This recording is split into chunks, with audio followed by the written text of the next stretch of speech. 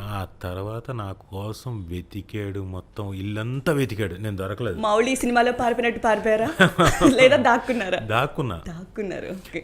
వెళ్ళి కార్ అంటే పక్కన సర్వెంట్స్ క్వార్టర్ ఉంటే అందు లోపలికి వెళ్ళి చాప ఉంటే చాప అలా కవర్ చేసుకొని దాని వెనక్కి కూర్చోను. దాదాపు 2-3 గంటలు. సరే ఇంకా సమసిపోయింది సమస్య అనుకొని తగ్గి ఉంటుందని లోపలికి వచ్చాను. అప్పటికి నేను చేసిన సీన్ లాంటి సీను ఆల్రెడీ బెల్ట్ ఈయన చేతిలో ఉంది, పక్కన పెట్టుకున్నాడు. దొరికేసాను రా. ఇక్కడ కొట్టలేదు నా క్యారెక్టర్, ఇందులో మౌళిని కొట్టలేదు. మా నాన్న నన్ను చిత్తకొట్టుడు కొట్టాడు. పరిగెత్తాను, అంటే మంచం కింద దూరాను, అయినా దెబ్బలు తగిలాయి. నిజంగానే చాలా నాటే ఒప్పుకోవాలి అసలు. ఒకటి కాదు, ఇంకా అలాంటివి చాలా ఉన్నాయి.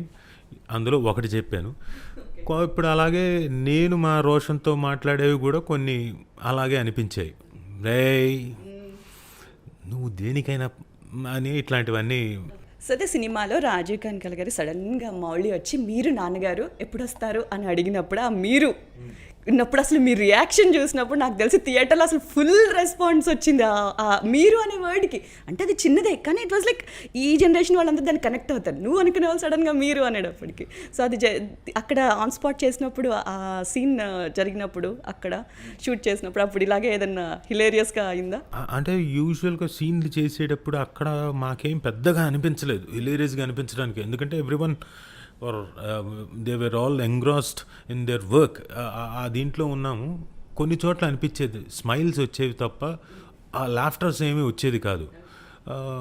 1-2 వచ్చాయి. ఈ మౌళి నేను వెళ్ళి తలుపు కొడతాను కదా, రేయ్ బయటికి రా తలుపు తీయని ఇలా పెట్టుకొని బయటకు వస్తాడు.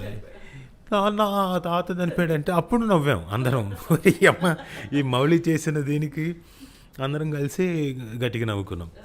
అండ్ మిగతా చోట్ల కూడా చాలా చోట్ల వీఆర్ క్వైట్ కాన్ఫిడెంట్. అంటే మేము మెయిన్గా చేస్తున్న సీక్వెన్స్లో ఉండిపోయాం కాబట్టి అంతగా చూసేవాళ్ళు కొంత నవ్వుకున్నారు అంతే.